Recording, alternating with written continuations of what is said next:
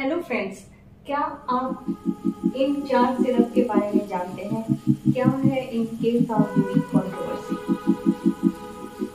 Gambia में 66 patient की मौत हुई, वो भी एक्यूट किडनी फेलियर से, और जिसका कारण WHO ने इन चार सिरप को माना है। जो सारे ये प्रोडक्ट्स हैं, ये एक फार्मास्यूटिकल कंपनी है मेडन करके, जो इंडिया से बिलोंग करता है। WHO ने मेडिकल प्रोडक्ट अलॉट जारी किया। उस लेबोरेटरी जांच की तो पता चला कि इसमें डाइथिलीन ग्लाइकोल और इथिलीन ग्लाइकोल के जो लेवल थे वो अनएक्सेप्टेबल थे। ठीक है, डाइथिलीन ग्लाइकोल और इथिलीन ग्लाइकोल हमारी बॉडी के लिए जीनोबायोटिक्स हैं। जीनोबायोटिक्स हमारी बॉडी के लिए फॉरेन सब्सटेंस है जो लीवर में मेटाबोलाइज होती है। जैसे हमारा खाना, चाहे वो कार्बोहाइड्रेट्स है, फैट्स है, प्रोटीन, वो सारे लीवर में मेटाबोलाइज होते हैं। वैसे ही जीनोबायोटिक भी वो लीवर में जाके मेटाबोलाइज होते हैं। तो जो फार्मास्यूटिकल ड्रग्स हम लेते हैं, एंटीबायोटिक्स या कुछ भी मेडिसिन हम लेते हैं, तो ये कफ सिरप में डाइथिलीन ग्लाइकोल और इथिलीन ग्लाइकोल था जो जीनोबायोटिक था हमारी बॉडी के लिए, तो वो लीवर में जाके मेटाबोलाइज होगा। तो वहां से अब मैं बताऊंगी कि कैसे इस दोनों ने एक्यूट किडनी फेलियर कर दिया। तो इसकी मेटाबॉलिज्म हमारे लीवर में हुई। Ethylene glycol is converted to or metabolized to glycoaldehyde with the help of enzyme alcohol dehydrogenase, which is present in the liver. Then further glycoaldehyde is metabolized to glycolic acid with the help of enzyme aldehyde dehydrogenase.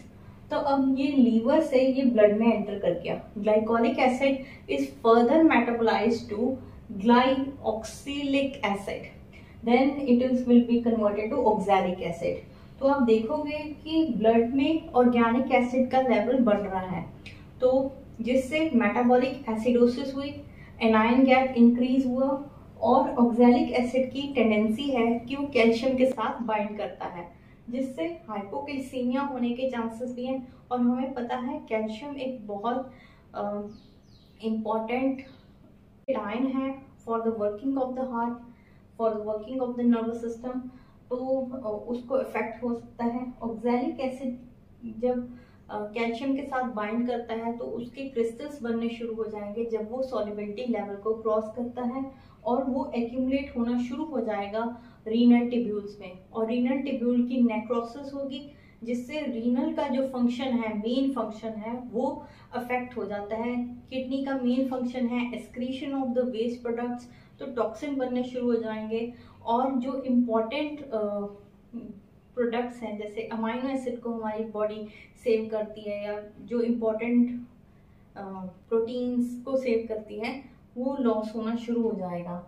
और acute kidney failure का मतलब है कि जो kidney में problem आई एकदम से आई। अब यहाँ पे एकदम से प्रॉब्लम आई क्योंकि जो पेशेंट्स थे उन्होंने कफ सिरप लिया, और जिसमें डाइथिलीन ग्लाइकोल और इथिलीन ग्लाइकोल की टॉक्सिसिटी की वजह से उनका किडनी फेलियर हो गया इस प्रोसेस की वजह से। तो इसको हम एक्यूट किडनी फेलियर मानेंगे।